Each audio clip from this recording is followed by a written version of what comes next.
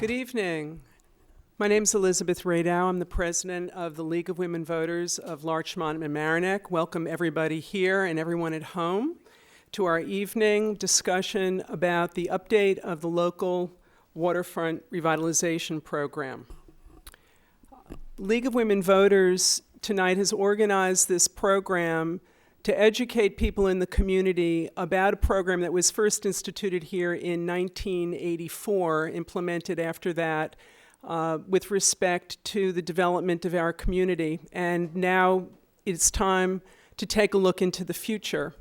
Want to read something to you that I found on the front page of the original LWRP.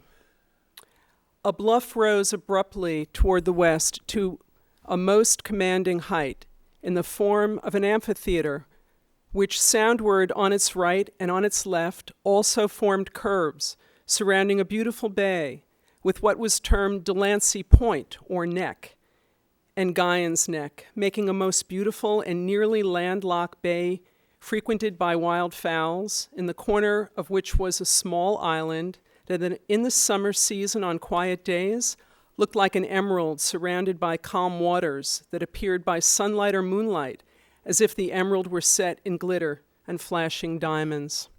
That was written by A.C. Ferris about the Mamaroneck Harbor in the 1830s. So all these years later, we've got a developed waterfront and a community that's vibrant and an environment that is ever-changing. And we're here to update a plan that was first implemented from a coastal zone management commission consisting of our members of the community. Catherine Clark was the chairwoman of that committee. James Desmond, Paul Ryan, who's here this evening, Daniel Seisel, Mildred Warnicki. And there were help at that time from a variety of people, Charles McCaffrey from the Department of State, and Robert Funicello also took part, along with many others. We're going to be talking about the community, but the star of the show here is lying off to the, I guess it's the east, and that is the Long Island Sound. It was designated an estuary of national significance in 1987 by Congress. It is, as an estuary, it's a mixture of fresh water that consists of three major rivers, and that's the Housatonic, the Thames, and the Connecticut River, and it mixes with the saltwater of the Atlantic Ocean. Some interesting facts about the Long Island Sound: it's got 600 miles of coast, and it is the home to more than 1,200 species of invertebrates, 170 species of fish, and dozens of species of migrating birds. The Sound has an area of 1,320 square miles, and it's 63 feet in depth, but ranging from 60 to 120 feet. It holds 18 trillion gallons of water, more or less, and there are an estimated 21 million people living within 50 miles of the Long Island Sound. I've looked at various reports, but it sounds as if 90% of the population lives around shorelines, and so you can think about the interplay of people and what we do and the impacts on the water. It is an estimated to have a value to the local economy of $8 billion each year. It is obviously an asset that we need to take care of. We use it for transportation, ferries, ships, barges, recreational boaters. We've got kayakers in the audience that I can see. Shellfishers, anglers, sunbathers, bird watchers. Many of us like to bring our children to the Long Island Sound to swim. So we are here this evening to think about how we're planning for the future to protect this treasure, this asset to our community, and how we as citizens in this community can play the important role in planning for the future. I'd like to ask everyone here to please sign in before you leave if you haven't already, because this is an ongoing process. This isn't an end in itself, and we want to be able to communicate messages to you. And if you're not here and you're listening at home, you can get a message to LMC-TV, and Eric Lewis or someone will get that message to me. We've got three wonderful speakers tonight, and after they speak, we're taking phone calls from people at home, and also people in the audience will have an opportunity to ask questions. Our first speaker this evening is Stephen Ressler. He began his career as a marine scientist and an aquanaut. I'd never heard that phrase before, but now I have. And that was in his early career. He spent more than 15 years conducting experiments in and from an undersea laboratory. It gives underwater a new name. Steve later moved indoors as the coastal resources specialist and comprehensive planner, specializing in the development and implementation of coastal and other land and water use management and resources protections programs. Stephen is retired. He is the former Deputy Bureau Chief of the New York State Coastal Management Program at the New York State Department of State. Stephen will discuss the history of the local waterfront revitalization programs, federal, state, local levels, the interplay between these plans and local zoning and other laws, and how to implement a successful program, or an update, as is the case in Mamaroneck and Portchester, and the need for citizen involvement, as I mentioned, to achieve a successful long-term program. Please give a round of applause for Mr. Ressler.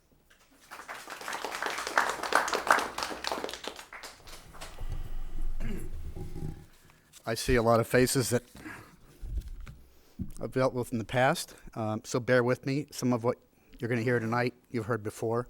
And I'm also out of practice when it comes to speaking to groups like this about the coastal programs. For the last 3 years, I've been more involved in esoteric academic and internal agency type stuff. So to avoid going off in the many tangents I often go off on, I'm going to use some written notes tonight. And I'll still go off on tangents on occasion, whenever a thought enters my head. So in order to understand a local waterfront revitalization program, you first have to understand the underpinnings of the national and the state coastal management programs. And they all began in the 1960s as a result, or the end result, of a failed national land use program. And I won't go into all the details of that, but toward the tail end of that effort, there was a group called a Stratton Commission that came out with many recommendations involving the nation's coasts, water quality, natural resources, and a few other things. And it resulted in the creation of what is today known as the National Oceanic and Atmospheric Administration. One of the major recommendations of that commission was the enactment of some national coastal legislation.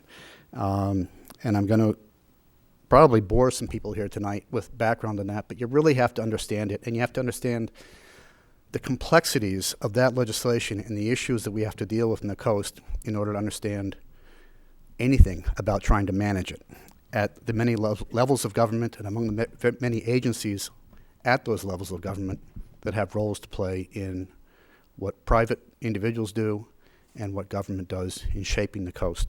So, the Coastal Zone Management Act itself was first enacted in 1972. In my opinion, it was then and remains today light years ahead of any other legislation dealing with land and water uses and natural resources protection. Among other legislative findings, Congress found that the nation's coastal zone and its resources were subject to increasingly competing demands of population growth and development, the need to protect important natural resources. And as I say this stuff, I'm talking about 1972 now. Think about today. I think you're going to realize that not a lot's changed in the past 30 years or so. And the need to comprehensively plan for and manage the wise use, development, and protection of coastal resources and the coastal zone generally. Congress recognized that the means for managing or balancing these competing objectives, and I want you to pay attention to the word competing versus the word conflicting as I go through this talk tonight, demands is best accomplished through state coastal management programs and ensuring that activities comply with and are undertaken in a manner consistent with those programs. I'm using the word programs. Wherever I use the term programs, it also includes many plans that are implemented by or implement programs. The findings of Congress are embodied both in the Act, the Coastal Zone Management Act itself, and they include, and there's a long list here because I want you to understand how complex this is. A national interest in effective management, beneficial use, protection, and development of the coastal zone. The coastal zone is rich in a variety of natural, commercial, recreational, ecological, industrial, and aesthetic resources of immediate and potential value to the present and future well-being of the nation. Increasing and competing demands for industry, commerce, residential development, recreation, extraction of mineral resources and fossil fuels, transportation and navigation, waste disposal, and the harvesting of living marine resources have resulted in the loss of those living marine resources, wildlife, nutrient-rich areas, permanent and adverse changes to ecological systems, decreasing open space for public use, and shoreline erosion. Habitat areas of the coastal zone and its living marine resources and wildlife are ecologically fragile and consequently extremely vulnerable to destruction by human alterations. Important ecological, cultural, historic, and aesthetic values of the coastal zone, which are essential to the well-being of our citizens, are being irretrievably lost or damaged. New and expanding demands for food, energy, minerals, defense needs, recreation, waste disposal, transportation, and industrial activities are placing stress on coastal areas and creating the need for resolution of serious conflicts, again, between and among important competing uses and values in the nation's coastal area. Special natural and scenic characteristics are being damaged by ill-planned development that threatens these values. Land uses in the coastal zone and the uses of adjacent lands draining into the coastal zone may significantly affect the quality of coastal waters and habitats. The word may was changed in the 1990 amendments to the CZMA to make it very clear for the first time in any legislation, national or state, that coastal water quality is in fact significantly affected by and impaired by land uses. And efforts to control coastal water pollution from land use must be improved. All of this remains today, 30 years later, by the way. And as a lead-in to another speaker later on, this is not new. Because global warming may result in substantial sea level rise with serious adverse effects in the coastal area, coastal states must anticipate and plan for such occurrences. Stuff's not new. In light of competing, not conflicting, but competing demands and the urgent need to protect and give high priority to natural systems and inadequate institutional arrangements for planning and regulating land and water uses in the coastal zone, the key to more effective protection and use of land and water resources in the coastal zone is by encouraging states to exercise their full authority, which they rarely exercise, by the way, over coastal lands and waters through coastal management programs that include unified policies. And policies is important here because I'm going to talk about those later. Criteria, standards, methods, and processes for dealing with land and water use decisions that are of more than local importance. Congress also found and declared in the Act that it's a national policy to preserve, protect, develop, and where possible restore or enhance the resources of the coastal zone for present and future generations, and accomplish this through those state programs, which should provide, at the very least, for the protection of natural resources, which include wetlands, floodplains, estuaries, beaches, dunes, barrier islands, and fish and wildlife habitats, the management of development to minimize loss of life and property caused by improper development in flood zones, storm surge areas, geological hazards, and erosion-prone areas and areas likely to be affected by or vulnerable to, capital letters, sea level rise, land subsidence, saltwater intrusion, and by the destruction of natural protected features such as beaches, dune, wetlands, and barrier islands. The management of development to improve, safeguard, and restore the quality of coastal waters and protect resources and existing uses of those waters. Throughout this summary, I use the term uses. The coastal programs and your local waterfront program, which is an element of a coastal program, is primarily a land and water use program. Zoning is very important in implementing this program and many of the policies we'll talk about as we go through this. Priority consideration to coastal dependent uses. The term coastal dependent means it's something that is dependent on a location in the coastal area in order to function and exist. The word is distinguished from water dependent. For example, a water dependent use is a use that can only be conducted or function as a use on, in, over, under, or adjacent to the water. If it can be done on the upland, it is not water dependent. This is important because priority consideration is given to water dependent uses in, on, over, or under the water, and we should not be allowing for non-water dependent uses in that finite amount of space, which is also the most physically dynamic, the most biologically productive, and the most populated region of the world. And given that, the most complicated and socially difficult area of the world.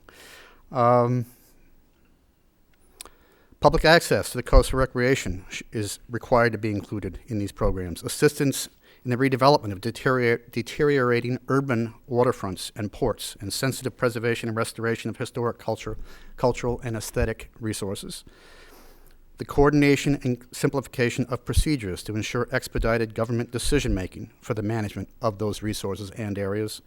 And lastly, consultation and coordination with and giving adequate consideration to the views of affected federal agencies. To create a partnership between the federal government and the coastal states, the CZMA, the act itself, encouraged the states to develop coastal programs and to adopt sufficient legal authority to implement those programs. What Congress did was allow states considerable flexibility in deciding how to develop a program and how it would be implemented, provided the states have the legal authority to implement in whatever manner the states came up with. So there was no black and white fixed cookbook means of developing a program, provided they included as elements of them those things that I just summarized for you. In many cases, almost every case, in every state that has a coastal program, the states had to enact brand new legislation to make the programs work. In return for the development of a coastal program, the federal government waived what we call its sovereign right to undertake its own actions or make its own decisions in the coastal area without interference from the states. This is one of the most important elements of the National Coastal Program, and you'll see how it affects the state and local programs as well as we go through this. Anything requiring any form of authorization from a federal agency, any funding by a federal agency, and anything undertaken directly by a federal agency, either in the coastal area or outside of the coastal area, but having any reasonably foreseeable direct or indirect effect on any coastal resources, whether natural or human, or any use of the coastal area, is subject to consistency with the state's coastal policies. In the state of Ohio, not too long ago, the Federal Environmental Protection Agency was considering issuing what they call, or approving what was called the State Implementation Plan for the discharge of industrial waste into the air in Ohio from industrial factories. Those emissions make their way into the Adirondack region of New York. They're deposited in the Adirondack area on land and in its waters. They drain down to the Mohawk River and elsewhere. Some of them drain north to the St. Lawrence Seaway in New York. Others drain to the Hudson River, which is also part of the coastal area, and down to New York City and into the Atlantic and Long Island Sound. It affects New York's resources, and it affects our human uses of those resources. We can reach into Ohio and tell EPA whether their approval of the state's implementation plan for the discharge of pollutants into the air is or is not consistent with New York coastal policy. And if we say it is not consistent with New York policy, EPA cannot approve it. That's the power of a state coastal program, and we use it every day in New York, or we, the state agency I used to work for, uses it every day. It's a tremendously powerful tool. After 8 years of development, after the CZMA was enacted, New York finally developed and got approved its coastal management program in 1982. There are 5 primary means for implementing the program. One is comprehensive planning, primarily through local waterfront revitalization programs, which are detailed, comprehensive plans for the coastal area of the municipality. Regional coastal management programs, there is one for Long Island Sound, and it is distinguished from the Long Island Sound Comprehensive Conservation and Management Plan pursuant to the Clean Water Act. They are different programs, and what distinguishes the Long Island Sound Coastal Management Program from the Comprehensive Conservation and Management Plan is that the coastal program is fully enforceable. The Comprehensive Conservation and Management Plan through the Clean Water Act is not enforceable. The advocacy of activities that advance or further state coastal policies or the policies and purposes of a local waterfront revitalization program. Technical assistance to state agencies, local governments, and the private sector, and sometimes the federal government. The funding of studies, plans, and projects to advance coastal policies and LWRPs, and the land and water use plans in an LWRP. And through governmental review and decision-making processes to ensure that activities are fully consistent with the policies and purposes of an LWRP. And I was going to save this toward the end and explain what consistency really means and how it's distinguished from other types of decision-making. Most of us are familiar with the National Environmental Policy Act or the State Environmental Quality Review Act, and the balancing of the pros and cons of actions in decision-making. So we're allowed through the National and the State Environmental Quality Review Acts to balance the great and wonderful benefits of something against relatively minor adverse effects and allow it to proceed. That is not allowed in coastal consistency decision-making. You are not allowed to balance one objective against another and advance one objective to the detriment of another. What distinguishes this program from every other type of decision-making in this country is that you have to achieve and advance every objective or every policy that applies given the circumstances. And I was telling someone earlier tonight that a judge once said to me that it's impossible to do this. These policies conflict. You have a policy that basically says you should facilitate and encourage and facilitate the siting of, in some cases, heavy industrial water-dependent uses along the shoreline. And at the same time, protect, preserve, and where practical, restore the viability of habitats for their value as habitats. You can't achieve those two. And I had to say, you can, Judge, and it's actually very simple. It's a matter of siting. You simply don't put that heavy industrial water-dependent facility in that habitat or in an area where it would affect the habitat or impair its viability as a habitat. It's as simple as that. You put that heavy industrial facility 10 miles up the coast where there's sufficient infrastructure to support it and where it also complements the current development there or advances some long-range plan to develop that area. You then leave that habitat alone. You achieve both objectives, and you achieve all the objectives in between those two and on either side of them. And by the way, there are 44 policies and policy objectives in New York, which we'll run through quickly. And I'll be done soon, I hope. There are 44 policies. These are enforceable policies. They're meant to guide decision-making. They're enforceable through constitutional provisions of the state, through statutes, through agency regulations, through what we call administrative decisions, which are quasi-judicial in a way where you go before an administrative law judge in an agency, and that judge considers what's before them as well as agency regulations to decide matters almost like a court does out in the public realm. Judicial decisions also make law, make policy. Policies are reflected in judicial decisions. So there are 44 policies in New York, all derived from those various sources. They're grouped into 10 categories: appropriate types and levels or scale of development in appropriate areas, fish and wildlife, flooding and erosion, think sea level rise again. And by the way, when we talk about sea level rise, we're talking about every one of these other subjects as well. Public access, recreation, historic resources, visual quality, agricultural lands, energy, and ice management. Ice management isn't a big issue here, but it is in the St. Lawrence, where there is ice breaking to keep commercial shipping open in the wintertime, and water and air resources. These 44 policies are explicit statements of policy that are required to be used in agency decision-making, and they provide the standards for the CMP. They're the heart of it. They are the standards for decision-making for both the development and the implementation and subsequent decision-making regarding LWRPs, and they implement national coastal objectives in addition to state and municipal objectives. Essentially what we're doing here is at the local level, developing a comprehensive plan for a municipality using some general national and state policy objectives, shaping those policies and objectives given the circumstances on the ground in a municipality developing a long-range plan for what it would like to see done in its coastal area, which in some cases, like Marinette, can include the entire municipality. That local program is subsequently, if approved by the state, as an element of the state coastal program, forwarded on to Washington, D.C., where the federal government, we hope, concurs with the state's approval of that. And essentially, we have a national, state, and local government land and water use program that binds all three levels of government to achieving what that program says is to be achieved in preventing what we want to prevent in the coastal area of that municipality.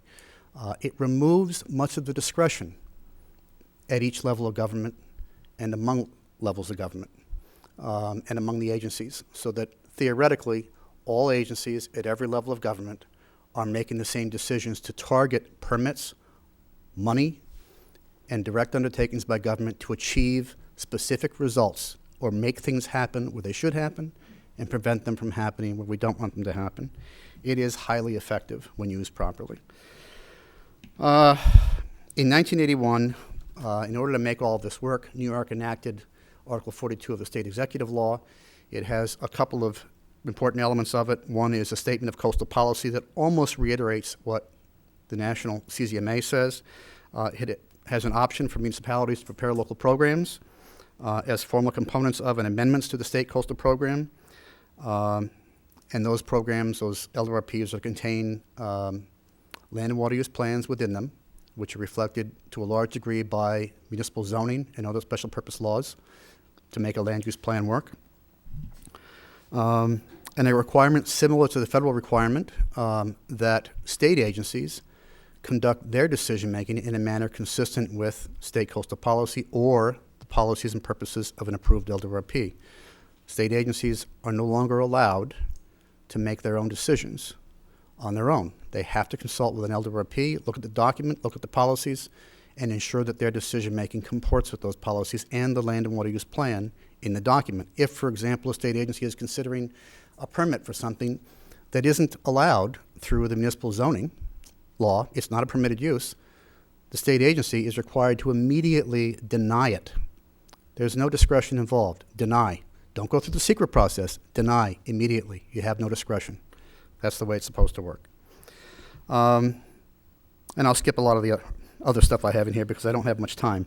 The elements of an effective LRP, which I was asked to comment on tonight, are fourfold, in my opinion, based on my experience with this. And I did develop programs for almost a half a decade before moving off into the regulatory realm and trying to ensure that things comport with local programs. A strong commitment and involvement by local elected officials and municipal planning and other staff. Without having the full support of your chief elected and other local elected officials, you'll never get an LRP to work. A community-driven vision and involvement in guiding desired direction of a comprehensive plan for the coastal area of the municipality. You have to include the public. The public has to have a voice in what it wants its coastal area to literally look like into the future. A strong core group of citizens working on a regular basis with municipal and or New York Coastal Management Program staff. For years, our staff, the staff in the coastal program, dedicated one or more individuals to each community in the state. And that individual would work one-on-one with the community. I've had town supervisors and mayors say, we love you guys, you're here more than my own staff, and I can rely on you people for answers to technical problems that we have. That's been reduced, by the way, the past few years because the state budget hasn't allowed people to get out of Albany into those municipalities, but it's important that that connection be made and remain. And where there is no municipal staff, with good consultants who have the experience to work with you to develop a program and implement it.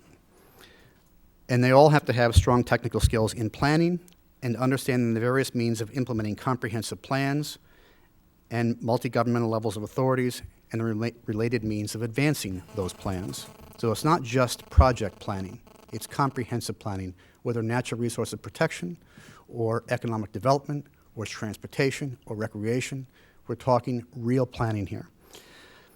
Dedicated and one dedicated and special municipal entity, in almost all cases that I've come across in New York, a local commissioner or board, an advisory council, or a municipal department or agency with members or staff knowledgeable of the local waterfront revitalization program, meaning your document and what it says and the direction it's trying to take you in and the means of implementing that document. And in addition to knowing that, for reviewing activities of local government agencies, of state agencies, and of federal agencies against the policies and purposes of your local waterfront program, and then advising the state of the consistency of those actions with your LRP. So what that means is that when someone applies for a federal permit to do something in your municipality, you as a municipality will be asked to comment on that and let the Department of State know whether or not there might be any conflicts between what's being considered by the federal agency and the policies and purposes of your local program. We're not asking for a formal decision.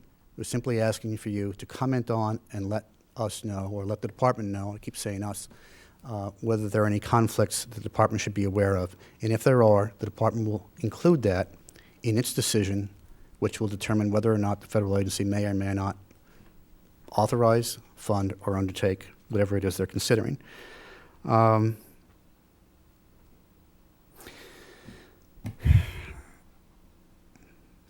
This can get too complicated and I won't go on and on, but it's basically that level of involvement by a municipal entity that will determine whether or not you're able to achieve the objectives of a local waterfront revitalization program. You have to have a centralized, committed entity that knows your program inside and out and is responsible for the overall implementation of it in order to make all of this work. In my experience, it has not worked where the authorities of implementing various elements of an LRP and the decision-making involving it is scattered among agencies. That's the way the state of New York attempts to do this, and it is the weakest link in the entire process. The Department of State gets to make decisions involving federal agencies, and only the Department of State can determine whether something is or is not consistent with state policy or the policies of and purposes of an LRP in the federal process. No state court, no other state agency, not the Supreme Court of the United States, not the President of the United States, or anybody gets to second-guess that decision. The result of the decision, which is that if the department determines that something is not consistent with state policy, that determines whether or not a federal agency can or cannot undertake something. So if the Department of State says it's not consistent with state policy, the federal agency is prohibited from authorizing it. That decision can be appealed. There is an override process to go through. You don't get to overrule. And it's very difficult. It's a very difficult standard to meet. It involves national security and the advancement of some major coastal objective to a huge degree in order to result in an override. It's very rare that that's done. That's essentially it. The point I want to make here is that without that grassroots community involvement, without having some municipal entity retain and maintain overall authority over the implementation and review of an LRP and the review of activities for the consistency with it, the program simply won't work. Stephen, before we bring on Frank Fish, could you help us to understand, now we're at a stage where we're going to update the LWRP. What is entailed legally? We don't start de novo. What happens now that we're taking a second look for the next 50 years? It's a very broad question. What happens legally? In order to implement elements of an amended program, or no, procedurally? What's procedurally? what are we called upon as a community to do now that we're updating it, that Frank is going to talk about? We don't start all over again, do we, or do we? I don't know exactly where you are in your process at this point. Okay, well, maybe, I haven't does been it make involved in sense? it. Okay, you know what, then But- we can, maybe Okay. I'll introduce Frank and then you'll All jump right. in. Okay, thank you. But I will say that the amended program goes through a process very similar to the initial approval of a program. Okay. When a municipality first considers amending a program, they include the community in another visioning process, if you will, or taking a good look at your program, deciding whether or not, there obviously had to have been a decision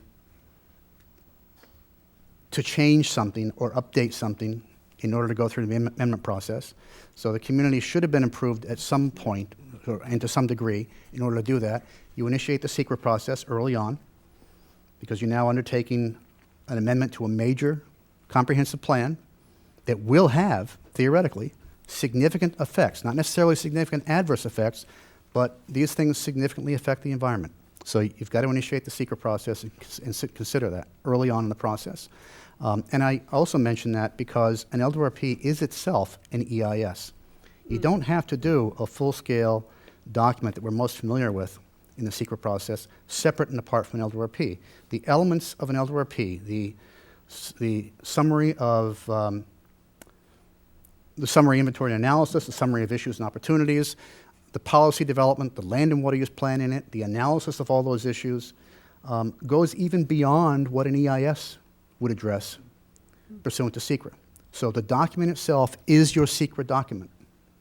That's important to understand, which is another reason why you have to initiate this, or should initiate the secret process very early on. When that's all completed, the Department of State and the municipal government will both be involved agencies in the approval of this thing. It'll be coordinated carefully with the Department of State. Secretary of State has to make specific findings in order to approve the amendment, and then it's forwarded on to Washington, D.C. For the federal government's concurrence with that amendment to that program as a formal element of the state's program. Okay. Once that happens, all three levels of government are bound to the policies and purposes of that program and have to include them in all their decision-making from that point on. Okay, great. Thank you.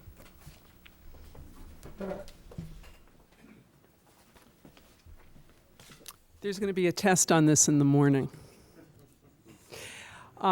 Well, obviously, this is complicated. What impresses me is that this sounds like this is sacrosanct, and that there aren't other levels of government that would typically be able to override. But once this is put in place, this sets a standard. Frank Fish is going to come and speak now. He is a planner, founding member of Buckhurst Fish, and is it Jacques Mart? Jacques Mart. It's planning and design firm, Frank oversees the firm's planning, environmental analysis, and real estate consulting. The focus of Frank's practice is comprehensive planning. He led the firm's effort to complete the Rockland County Comprehensive Development Plan and update Nassau County's Comprehensive Master Plan. And in addition, Frank has worked on several waterfront programs in our region. Frank is a current consultant on the update to the Mamaroneck and Portchester LWRPs. Frank will discuss the current proposed LWRP update for Mamaroneck. Please welcome Frank Fish.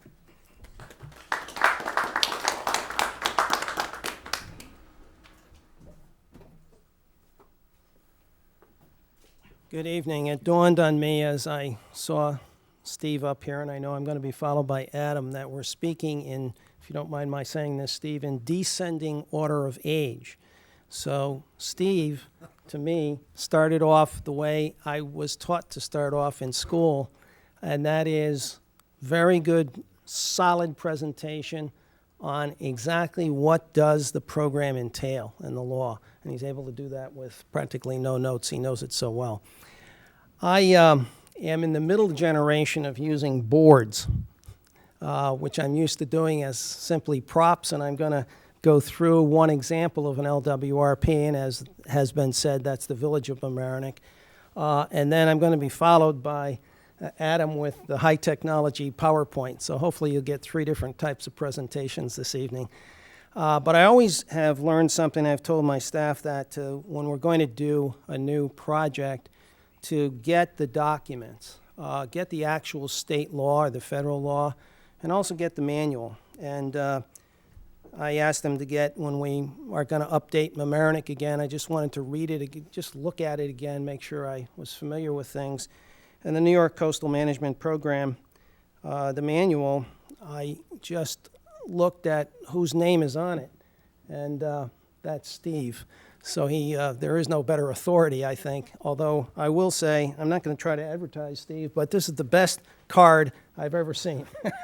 It has on it for Steve he's underwater with goggles and so on. So he is really a serious scientist, and I'm very humbled to follow him, actually. But what I'm going to do, or try to do, is pick up a little bit on what he said from the national and state perspective and try to bring it down to a local perspective as an example. And he mentioned that the federal law was passed basically in 1972. However, other things have happened. The state of New York then followed with their own law.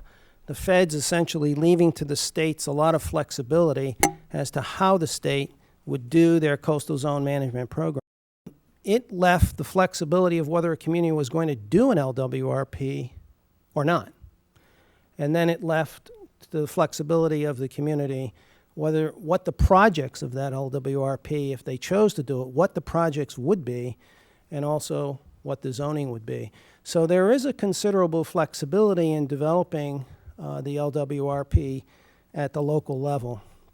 And then I want to distinguish it from one other element that New York State in the mid-90s, around 95 or so, changed its legislation on comprehensive planning, which I want to distinguish an LWRP from. There's a lot of communities in New York State that don't have a waterfront, therefore they don't have an LWRP. A comprehensive plan, the New York State comprehensive plan legislation, is what we usually refer to as the master plan of a community. And a lot of communities have such plans. They're to encompass, by their very word comprehensive, the whole community. An LWRP does not need to do that. It may, in the case of the village of Mamaroneck, encompass a whole community, or it may, in the case of Rye, encompass only the area along the waterfront, or in Portchester, where we're doing the update now of their LWRP, primarily it's the Byram River in Portchester. Most of the rest of the village is not in the LWRP. So today we have both LWRPs and comprehensive plans. For instance, the village of Mamaroneck has its own comprehensive plan also for the whole village, as does Portchester, where we're also working now. And then there's a third law, which we also have to comply with, and I was very encouraged to hear Steve's comments on SEQR, the State Environmental Quality Review Act. In 1969, the federal government passed something called the National Environmental Policy Act, NEPA. And then New York State was one of 2 states, California and New York, that followed it very carefully and set up a state process of EIS, or at least environmental review. So the LWRP that we do in New York State needs to be related to the village or the town's or the city's comprehensive plan, if there is one, and zoning code. And then it also needs to be related to the State Environmental Quality Review Act. And in Mamaroneck's case, we have started both, so that they can be done in sync. That is both the SEQR, which Steve mentioned, and the LWRP. So I thought what I would do is just go to the LWRP itself. Again, I'm a little bit humbled here. We became involved with the village of Mamaroneck in 1981, so I've been involved a long time. But it was at that time, 1982 and 83, Steve mentioned Catherine Clark as leading a citizen committee, citizen-generated committee. But I also want to recognize Paul Ryan's in the audience. He was on that committee at the time. And there was local leadership and a local mayor, Paul Noto. And that plan, that LWRP, was developed largely by a citizen group, but it also had strong leadership, municipal leadership, which Steve was emphasizing. And I believe Paul Noto and the trustees adopted that in 1984. The correspondence back and forth, all signed by the mayor. And I would reiterate what Steve said on the components of success of an LWRP. I think I was wondering what Steve would say, because I knew he was asked to talk about that. And I jotted down 4 things for the success of an LWRP. And it turns out that my very first one was Steve's: strong local leadership. By that I mean the mayor and the trustees. The elected official has the power to adopt the LWRP. Second, exactly what Steve said, you've got to have good public participation, organize a good waterfront committee, a so-called WAC, Waterfront Advisory Committee. Mamaroneck has one, had one then, a terrific committee. I did see it in action as the planner for the planning board at that time in the 1983-84 period. And now Mamaroneck has another committee, and one of its members is here, George Schiefendecker, tonight. So in Mamaroneck, I think we've been blessed with a strong local leadership and a committee that has been of dedicated volunteers that have been experienced. The current committee, everyone on it has been on some other board or is currently on another board. So I think those are 2 components. I listed a third that Steve didn't, but I'm going to list it now, and that is have a limited time frame. And I don't mean this in the sense of Mamaroneck or Portchester, but we have been working on one in Hudson, New York, which is a famous one, since 2006. If you don't have a limited time frame to do this, 1 to 2 years, it's called the election cycle. You need a time frame, and you need to stick to the time frame. If it extends and it gets into other boards and future boards, it's very hard to maintain momentum. And for a volunteer, a committee member dedicating so much time, it's hard to keep the momentum. So I would add that limited time frame. I wasn't going to mention consultants because I am one, but I find that committee members, when you ask, unless you have a really dedicated committee, it's hard to ask volunteers to write the draft. Usually it's easier for the committee to actually use staff, if there's a staff planner, or a consultant to at least write the draft to get it going. And then the committee has the final edit and say before they send it to the elected officials. And that is the very method that Mamaroneck Village is using right now. For instance, we have right now an active draft.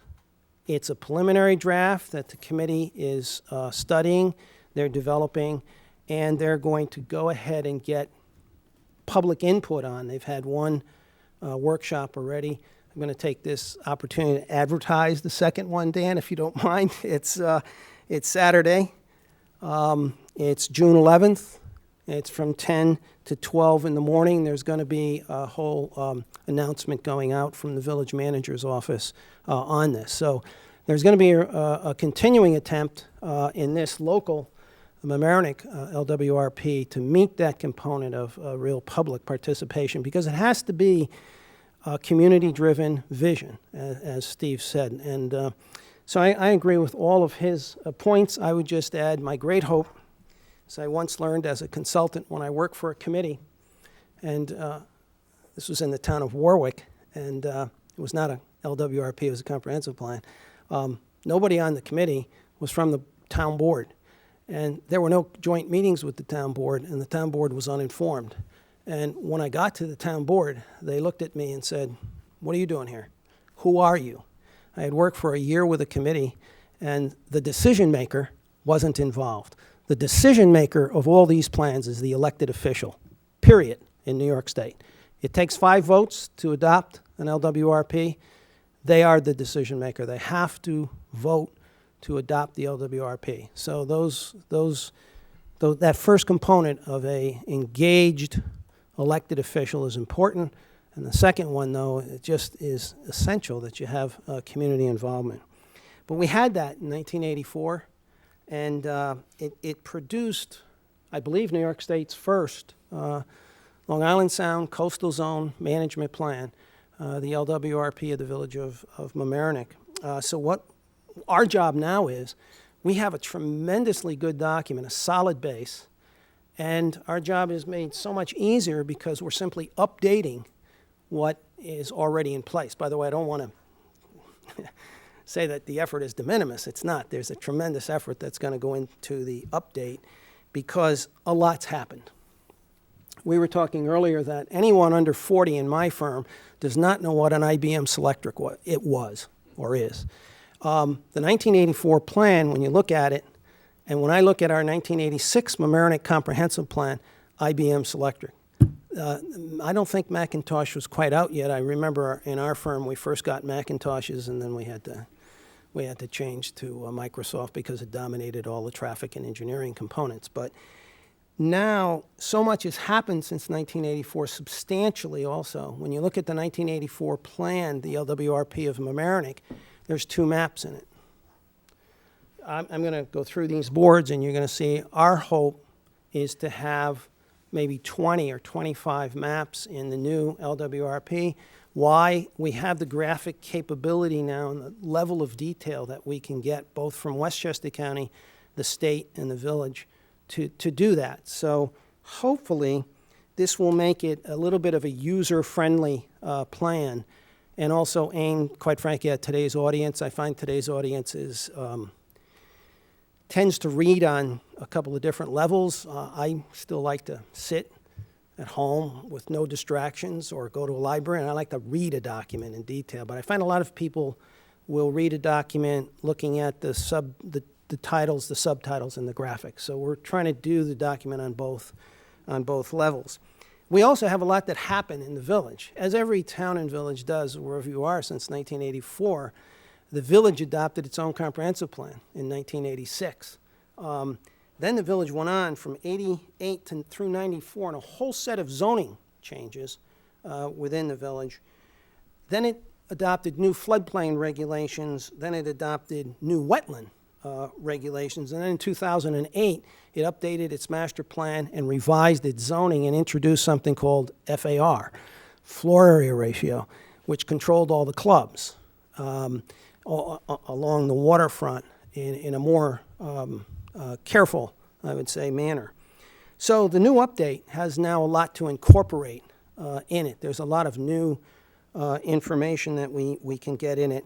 And what it does is it follows what was just laid out by Steve, and that is if you look at the table of contents. By the way, you all will be able to get this. We'll have copies at the workshop, and then this will be most information is on the website. on the website. Thanks, Stan. The only thing that's not there at this point is something Charlie's working on. Great. So this is all on the website, and it all follows really the directives in terms of content, table of contents that is laid out for us by the state. It goes through an inventory and analysis of the waterfront, goes through what are our proposed projects. I'm going to go through a few of those. It goes through the local laws necessary to implement. And one other person I want to very much mention here, we're kind of gifted in the village of Mamaroneck, I feel. Earlier tonight, again, Steve mentioned to me his first 6 years, if I got that right, at the state of New York, he was working for a man named Charles McCaffrey. Charlie McCaffrey worked for DOS for many, many years, was involved in the 1984 plan with Paul Ryan, who's here, and Charlie is working on this with us. The village has retained. Charlie retired from the Department of State, I think about 7 or 8 years ago or so, 2000. So he's very familiar with these policies, and Charlie is actually condensing the 44 policies. We're not going to lose the 44. They're all still going to be in the plan, but he's condensing them into fewer policies to represent the new products of the Long Island coastal policy. So he's just finished that, and in fact, our committee will be getting that tomorrow evening. We have a committee meeting in the village. So where we are in this plan now is really on the, I'm going to just go over the inventory part of it a little bit just to give you an example of that this evening. And I just wanted to mention, we've now mapped out this I probably shouldn't touch that so that you can zoom in on it. But this first map indicates all of the floodplain areas in the village of Mamaroneck. And I don't have to mention this to all of you who live here. A few years ago, we had, at least in my memory, the worst flood. This has become a huge issue for the village of Mamaroneck. And it's beyond just the LWRP. It's into many, many other things. The Corps of Engineers is looking at strategies to try to assist the village in this flooding issue. As you know, most of all of what I still call the flats area in the village was flooded severely, and there were millions of dollars of losses. So this floodplain issue is pretty critically important, and since that time, the village has also passed new floodplain regulations and standards. And then this next one just goes over wetlands in the village, and the village also has a new, relatively new, I think it's about 4 years old since adopted, wetlands regulation establishing what you can do and cannot do in a wetland area, and also a 100-foot wetland buffer to the village. So all of that is, again, sort of mapped out in the village. I don't think I will, because I don't want to take too much of my time, go over all of these details. I just want to say what's in the inventory. Where I can point out something very important, I'll try to point it out on the maps, but this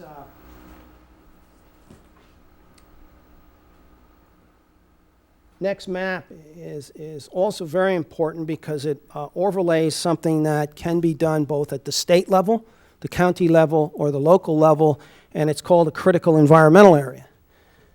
We were concerned, for instance, when Hampshire Country Club announced, I first heard about it just reading the Gannett paper, was up for sale.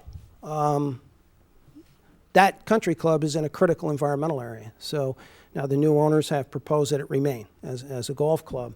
But the critical environmental areas are areas that were deemed for a reason, because if you look at the floodplain maps, you'll find a good part of something like Hampshire Country Club is in a floodplain area. So these start to overlap one with the other in terms of critical environmental areas, wetlands, floodplain areas. This one is what Charlie McCaffrey is organizing our policies into something called the working waterfront. So what we're doing is talking, obviously, to key stakeholders and partly through the harbor master, but also all of the boatyards in Mamaroneck. It's still partly a working waterfront, also a waterfront that has just many leisure boats. It's a very important, I think, part of the economy of the village. So that is being looked at. And then you have here just a listing, too, of some of the recreational facilities. These are the private recreational facilities. I think everyone's familiar with the large public Harbor Island Park in the middle, but there are a large number of clubs which form an important part of the fabric of the village of Mamaroneck. And in fact, I still remember a huge critical issue that had to be resolved of two, and I'm going to use the term competing, not conflicting, interests in 1984. And that was a lot of the owners of the boatyards, for instance, wanted to allow condominiums in their upland areas, residential. And the committee did not want to do that. The LWRP committee and the trustees ultimately went with the committee's recommendations with Catherine Clark to make sure that the boatyards were preserved as boatyards and the clubs were preserved as clubs. And Mamaroneck followed up on that with a marine zone, with a marine recreation zone, zones that would protect the clubs and protect the boatyards without an incursion to residential. Because I think one of the things we found in other communities is Sometimes a marina is not always profitable. Sometimes it's more of a break-even type of operation. And sometimes it will seek to just have condominiums or residential to really enhance profitability, but it's at the risk of eventually losing that marina or that club. So those are some of the things that are being looked at now in the inventory in Mamaroneck. And I just want to end or conclude with, two plans. The first is, I'll just put this one up. The first is a future land use plan for the LWRP. This mimics the comprehensive plan and is consistent with it of 2008, but it adds some key things. In 1984, there was a major focus on saving the clubs, saving the boatyards. It was accomplished. There's a certain focus that our committee's taking now toward public access, which is what these black circles are about, enhancing more public access for residents of the village of Mamaroneck. So that's a vision that's been incorporated in the draft right now, and I'll call it a working draft, a very preliminary draft, until we have this workshop and the trustees get into it in detail. And then finally, and the one that the harbor master is most concerned with, is actually the channel and the map of the harbor, preventing incursions on that channel and maintaining that channel. And there's a whole set of potential projects and recommendations in this working or preliminary draft plan now. So I think that's probably where I should end, and just mention again that for those of you who want to be involved in this, we're going to have a workshop again, which will be announced on the website, but it is Saturday, June 11th from 10 to 12. So thank you. 169 Mount Pleasant, which is Old Village Hall in Mamaroneck, the courthouse. So that's where it is.